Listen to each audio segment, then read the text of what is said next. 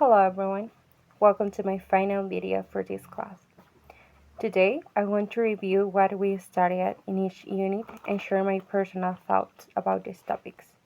I will also explain why this information is important for us as English students and future teachers. Let's start with the first unit.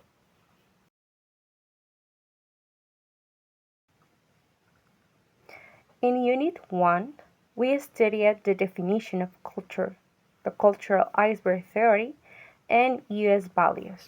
Culture is not easy to define because it has many parts. The cultural iceberg theory was very helpful for me. Before this class, I thought culture was only the things we can see, like food, music, or clothes. That is just the top of the iceberg. However, I learned that the biggest part of culture is under the water. This includes deep things like values, beliefs, and how people view the world. For example, in the US, individualism is a very important value. People care a lot about personal independence, making their own choices, and relying on themselves. Learning this helped me understand how Americans act in their daily lives.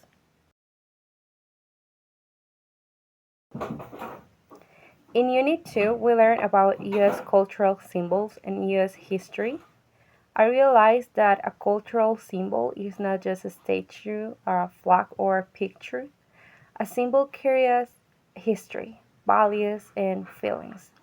For example, the Statue of Liberty is a very famous symbol, but it is not just a piece of art. For millions of people who moved to the US, it represents freedom and the chance to start a new life. Also, studying American history helped me see the connection between past events and present culture.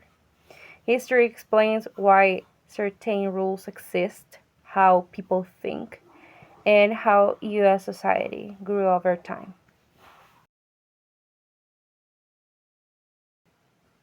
In Unit 3, we talk about how other cultures influenced American English, the difference between American English and US English, and different US dialects.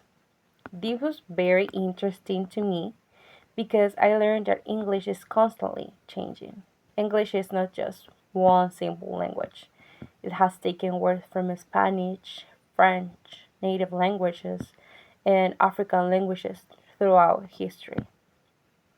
We also saw that people do not talk the same way in all parts of the United States.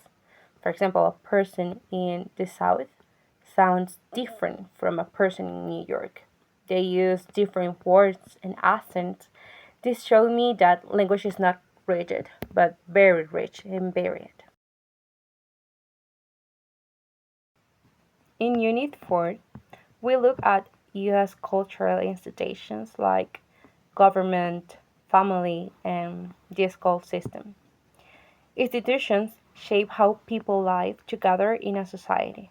For example, looking at the education system show me how kids are taught from a young age to think for themselves, ask questions, and share their opinions in class. This reflects the main values of the culture and shows how institutions pass values from one generation to the next. To finish my video, I want to give a final reflection on why this class matters. For English students and future English teachers, learning a language is not just about memorizing vocabulary or grammar rules. Language and culture are connected. You cannot really understand one without the other. If we only teach words and grammar to our future students, they will not know how to use the language in real life. Understanding culture helps us communicate better, about avoid misunderstandings, and teach with empathy. It helps us prepare our students to connect with real people in the real world. Thank you very much for listening and have a great day.